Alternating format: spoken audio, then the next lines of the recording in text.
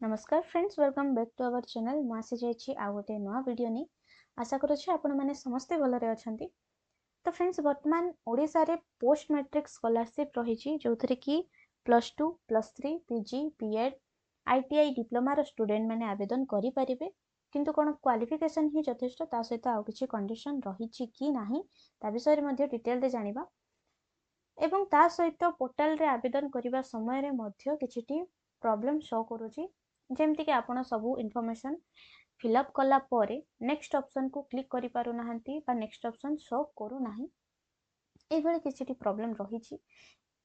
तो एमती प्रॉब्लम काहे की होजे पोर्टल रे, तारो सॉल्यूशन कोन, केमती भाबरे हमें पूरा संपूर्ण आवेदन प्रोसेस को क्लियर करि परिबा ता विषय वीडियो रे संपूर्ण इनफॉरमेशन रही छी। तेनु करी वीडियो को शेष पर्यंत देखंतु, जमारो स्किप करंतुनी। तो चलते वीडियो को स्टार्ट करवा, किंतु ता पूर्व जदि चैनल नुआ अच्छा ताहले चैनल को सब्सक्राइब करी बेल आइकन को क्लिक करवा जमारू भूलिबेनी एमितिया इनफॉर्मेटिव वीडियो पाइबा पाई। तो वर्तमान देखंतु एठी रहिछि कैटेगरी। कैटेगरी रे रहिछि शेड्यूल ट्राइब बा एसटी, शेड्यूल कास्ट बा एससी, तापरे रहिछि ओबीसी, एससीबीसी, ईबीसी। ईबीसी माने कोन, जो माने other than ST, SC, OBC बा एससीबीसी, एमानकठू अलगा हेइथिबे। तापरे रहिछि कोर्स। कोर्स तो आपण माने जानि सन्ति। तापरे रहिछि फैमिली इनकम। फैमिली इनकम कोन रहिथिबो, आपणकर पेरेंट किबा गार्डियन कर annual income from all sources shall not be exceed RS 2,50,000। आपणकर पेरेंट्स बा गार्डियंस कर एनुअल इनकम वार्षिक आय समस्त सोर्सेस रु, जेति कि आपणकर सोर्सेस रहिछि इनकम रो समस्त सोर्सेस रु आपणकर 2,50,000 ठारो अधिक होई नथिबा दरकार। तापरे देखिबा कंडीशन, अदर कंडीशन, जोटा कि हमरो मेन जिंस जोथिबे कि आपनको प्रॉब्लम मध्ये होउची आवेदन करबा समय। आपणकर रहिछि must be permanent resident of Odisha. आपण ओडिसा रो परमानेंट बा स्थायी बासिंदा हेथिबे। तापरे रहिछि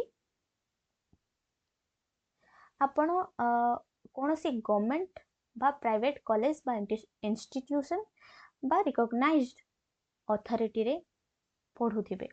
जोटा कि आपण एथिरे भी बहुत क्वेश्चन रहउछि कि गवर्नमेंट प्राइवेट कॉलेज रे पढुथिबा स्टूडेंट माने अप्लाई करि परिबे कि नाही। एब्सोल्युटली करि परिबे। तो वर्तमान रहिछि scholarship is not available for same stage of education in different subject or stream. For example, +2 science after +2, arts become after BA MA in one।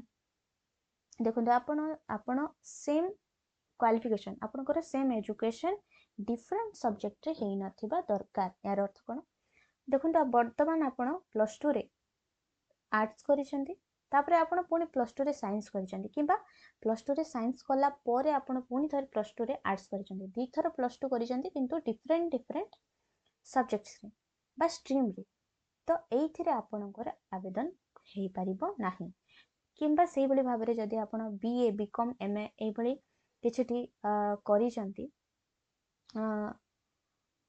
ताहले एइथिरे मध्ये आपणकर असुविधा रहिबो, जोथि कि आपण माने आवेदन करि परिबे नाही। तापरे रहिछि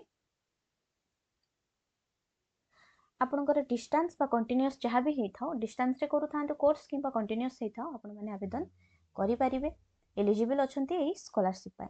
तापरे in case OBC, SEBC and EBC student scholarship award will be subject to at least 50% mark in last qualifying exam.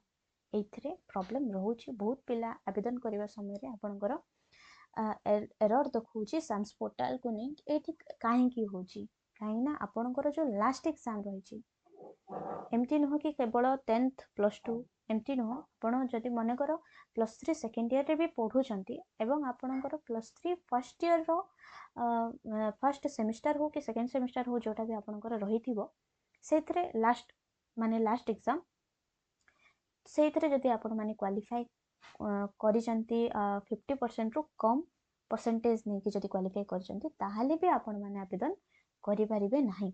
आपणकर जहाँ भी लास्ट एग्जाम हेइथिबो आपण +3 फर्स्ट ईयर रे पढ़ी कि जदि +2 आपनकर लास्ट एग्जाम रहिथिबो किंबा जदि आपण +3 सेकेंड ईयर रे पढुचंती ताले आपनकर +3 फर्स्ट ईयर रो सेकेंड सेमिस्टर को देखा जिवो सेही भली भाबरे जदि आपण सेकेंड सेमिस्टर रे जदि 50% रु कम रखिचंती ताले आपण क्वालिफाई ताले आपण एलिजिबल नहंती एलिजिबल नहंती वर्तमान बुझी पारिले तापरे scholarship amount will be disbursed only in Aadhaar seated bank account of the students या अर्थ कोन आपनकर एथरे एरर देखै पारे किछटी माने बैंक अकाउंट जदि आपनकर आधार सहित लिंक नाही ताहाले भी आपण माने आवेदन करि परिबे नाही एथरे आपनको ध्यान देबा को पड़िबो आपण जेतले रजिस्ट्रेशन कंप्लीट करिवे ताहाले तार नेक्स्ट पेज रे ही आपनको शो करिवो आपनकर को बैंक अकाउंट ता आधार सहित लिंक अछि जदि नाही ताहाले तुरंत जाइके आधार सहित लिंक करांतु तापरे आवेदन करंतु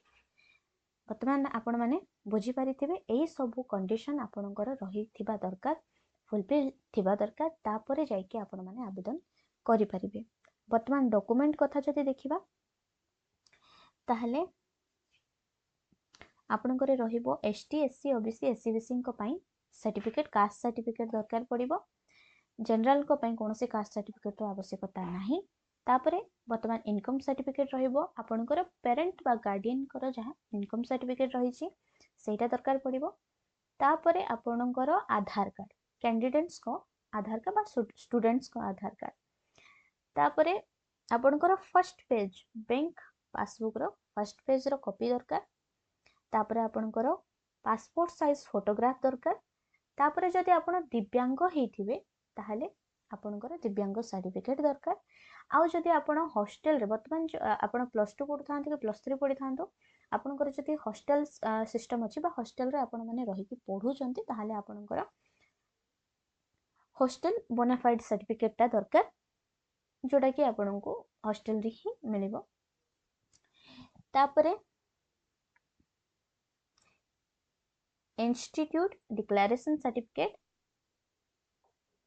तापरे ऑल एकेडमिक सर्टिफिकेट माने आपनकर जहाँ भी क्वालिफिकेशन सर्टिफिकेट रही एजुकेशनल सर्टिफिकेट रही से सब आपनको दरकार पड़ो तापरे आपनकर मार्कशीट मध्य जहाँ सब आपन क्वालिफाई करिसंती बा एजुकेशनल रे आपनकर सर्टिफिकेट सहित मार्कशीट रही से सब किछि आपनको दरकार पड़ो वर्तमान एतिकी जानिले वर्तमान सब आपनकर आई होप क्लियर हेइथिबो काहे कि सब प्रॉब्लम होउची एवं आ गोटे जिनस आपण जदि किछिटी आवेदन करबा समय रे सब इन्फॉर्मेशन रे जदि किछि भी भूल करिथिबे ताहाले आपण पुणी थरे देखंतु भल भाबरे गोटे गोटे जिनस को देखि देखि आवेदन करंतु काहे ना किछि भी जदि भूल थाए किछि भी जदि इनकरेक्ट आपण माने पकई देथिबे ताहाले सेथिरे भी आपण मानकर एरर देखिबो किबा नेक्स्ट ऑप्शन देखिबोनी आ बहुत किछि समय रे वेबसाइट रो माने सर्वर पई एमती प्रॉब्लम होउची तो सेतपे आपण माने बारंबार ट्राई करंतु हेइ जिवो तो आशा करूची वीडियोटी आपण मानको भलो लागिथिबो जदि केमिति अप्लाई करिवे तार वीडियो मध्ये आपण माने चाहूचंती ताले कमेंट सेक्शन रे निहाती भाबरे कमेंट करी जणेबे ता वीडियो मध्ये निहाती भाबरे आसीबो तो फ्रेंड्स आज पई एतिकी रहुची नमस्कार।